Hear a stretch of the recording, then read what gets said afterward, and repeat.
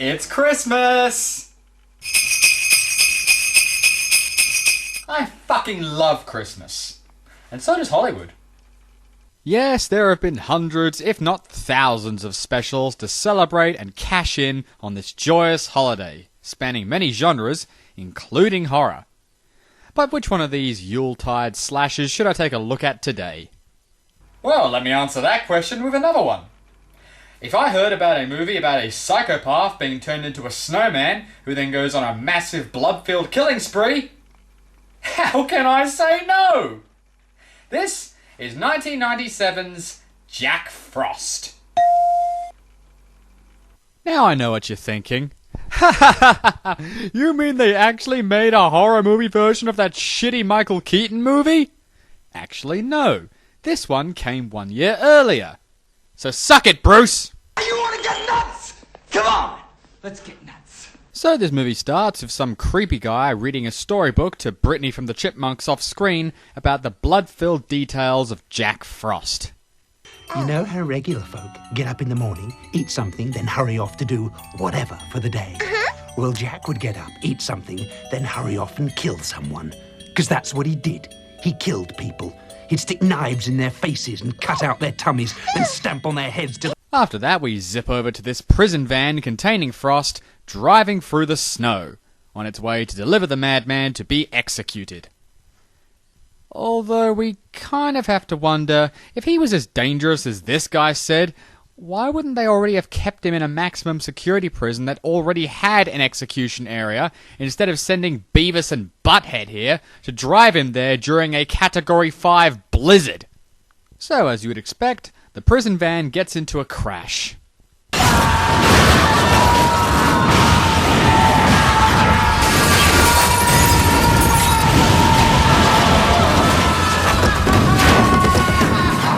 When we finally stop rolling, the surviving prison guard runs out to check the back of the van, only to find that Jack Frost is loose and itching for a kill.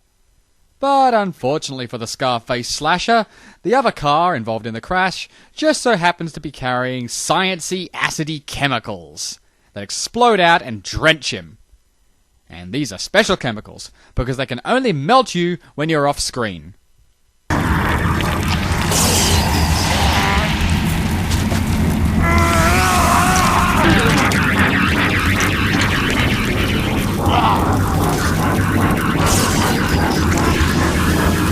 But right after gooping into the snow, Jack's unrendered blood starts to bond with it. But before we get our killer's hilarious reveal, we cut over to this guy driving his non-moving car home. Via flashback, we discover that he is Officer Sam Tyler, the small-town sheriff that was originally responsible for catching Jack Frost, ending his reign of terror and turning him over to the feds. Naturally, Frost was a little sore about this. I'll find a way! Whoa, dude! Not so close! I'll find a way! I'll tear your town apart! I'll kill your family! I'll kill you! You're dead! The next morning, Sheriff Sam heads to work during the build-up to the town's annual Snowman building contest. Hey, whoa! Shannon Elizabeth from American Pie? Shit just got extra jolly. He arrives at the station, only to be kicked straight back out again due to the discovery of a murdered old man. Now, we obviously know it's the work of Frost, but personally, I wouldn't rule out his obviously haunted rocking chair. Take your foot off the chair. Sheriff Sam calls up the FBI, headed up by Special Agent Chuck Norris here, to inquire whether or not Jack Frost did indeed die in the car crash, to which he claims he did. However... It started. It wasn't meant to happen like this. So you keep saying. We hadn't even tested the acid on an amoeba, let alone a human cell. You gotta learn to look on the bright side of things. The bright side? Sure. At least you know it works. Yes, you're right. Our lifelong dream of turning humans into piles of snow was a complete success. And now, for our next confusing mission, we will turn dogs into volleyballs. So, as Agent Chuck gets ready to head to the town to take Frost out, the man himself has already formed himself a nice body in Sheriff Sam's front yard. So his son runs out to finish him up. Oh, that is until the stereotypical bully gang appears. I said move it. Are you deaf as well as butt ugly? You're standing in the middle of a black ice sled run, snot for brains. I'm sorry, what was your gang's name again? Standing in the middle of a black ice sled run, snot for brains. The Black Guys. Well, I guess they're there to compete with the neighbouring gang. The Whiteys. No! Oh, yes. Take that, obvious styrofoam. I think the black ice sled run is officially over. How did Vanilla Ice's home movie sneak into this film? Imagine that. So as punishment for knocking his head off, Frost backhands the black guy, who then has his own head knocked off by a very slow-moving sled. Rocked by yet another murder, the townspeople start getting more and more riled up.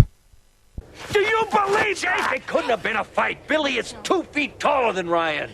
Not anymore, he ain't. Hey, I heard that movie. Don't make fun of yourself. It's my job. That night, the father of the late black guy goes outside to be alone with his thoughts. Just him and the scary-looking snowman. Oh gee, I see nothing going wrong with this scenario. After throwing some abuse his way, the father walks around in circles looking for the one responsible for a bit, before Frost moves, steals the axe, and kills him with it. In, I gotta say, not the way I expected.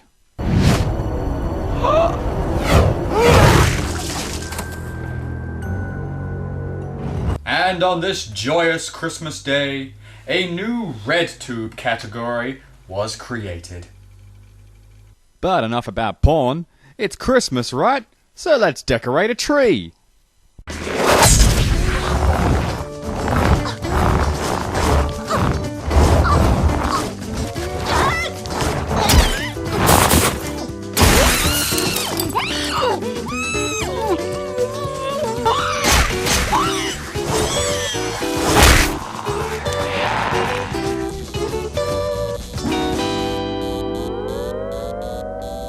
With so many deaths going on, Sheriff Sam returns to the station, only to bump into Agent Chuck Norris and that scientist guy, who politely tell him to butt the fuck out of their investigation and that they'll handle it. But in the next scene, he's accompanying them anyway, as they use their PKE meter, I guess, on a footprint found in Mrs. Christmas Tree's home. You're obviously not a man of science, Sheriff.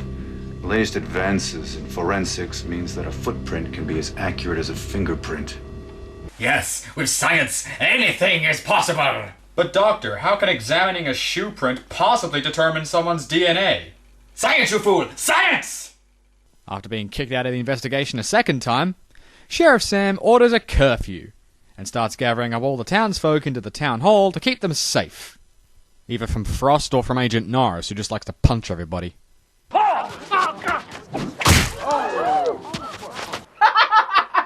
Stop that unlawful act! He sends bonehead cop number 1 to the house of one of the residents, but his car is stolen by Frost, who does a quite good job driving despite not having any feet. Bonehead cop number 2, meanwhile, is sent to collect Sheriff Sam's wife, leaving her house empty for Shannon Elizabeth to break into and have sex with her boyfriend. Hello.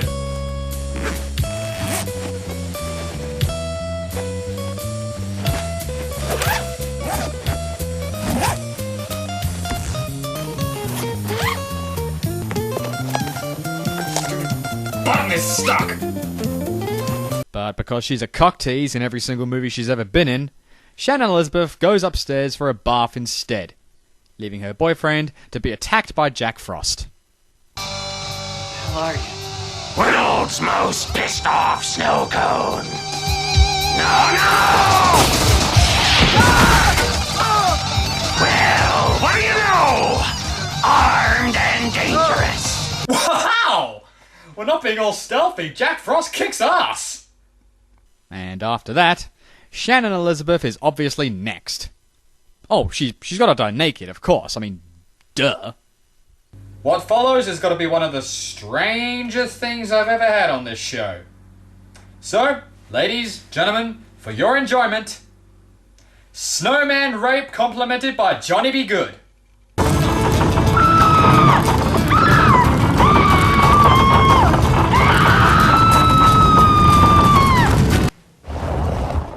Oh, I must remember to send flowers. Meanwhile, back at the station, it's revealed that a heavy snowstorm is heading in soon, and that they only have a small amount of time to find Frost before he can escape within it. But it's alright, as he's decided to come after them instead. Our heroes lock themselves inside the station, but Frost just liquefies himself and reforms inside. So Sheriff Sam fights back with a blow-dryer. Looking badass while fighting with a blow-dryer. Only in horror movies. Everyone flees into the back room and starts setting up numerous aerosol cans in an attempt to blow up the building with Frost still inside. But after having left the window key to their escape in the back room door, Sheriff Sam walks very slowly to get it back.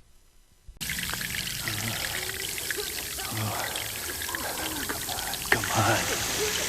Just grab it. Just grab it. Just grab it. Just fucking grab it! Oh, great Santa's balls.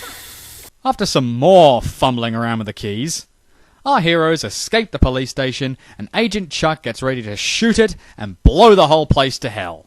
Come on, shoot it! Those are not your orders! Somebody remember to put out the cat. The cat? Really? That's your big ending line? Nah, we can do better than that. Let's try again. Smile, you son of a bitch! But despite this, Frost is still in one piece. Sort of. I'll be back when I pull myself together! With all other options seemingly exhausted, it seems the only way to destroy Frost is luring him down to the furnace room, and hoping that the constant heat will keep him from reforming. So our heroes wait outside in an attempt to lure— Whoa! Hey, Jack! What? You left the 710 split. With the immense badassness that is blow dryers forcing Frost back, everyone manages to get him into the furnace, and watch him as he's reduced to a puddle. At least for the next 2 minutes until he comes back again. Jesus Christ. Well, it just seems like all hope's lost. I mean, nothing can kill this guy. He's just completely invincible. Just totally 100%.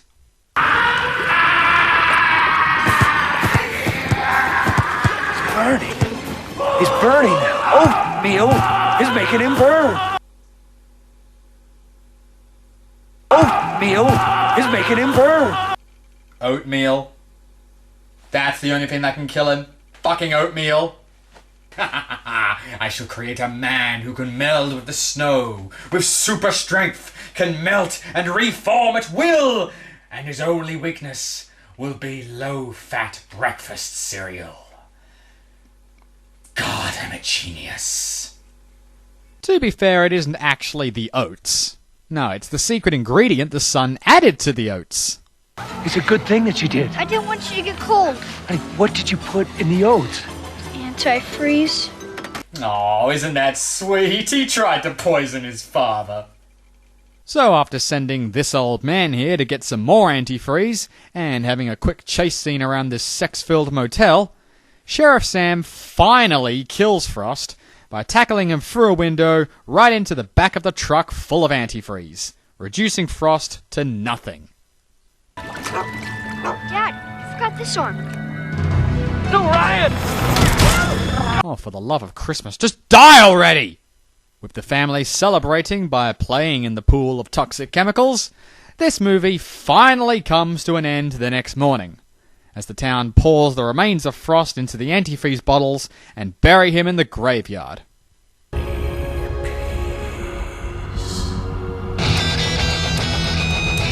Oh, Jesus H. Christ. So that jolly ball of jelly was Jack Frost. There is a term, particularly in the horror genre, called So Bad It's Good. This movie is a prime example of that.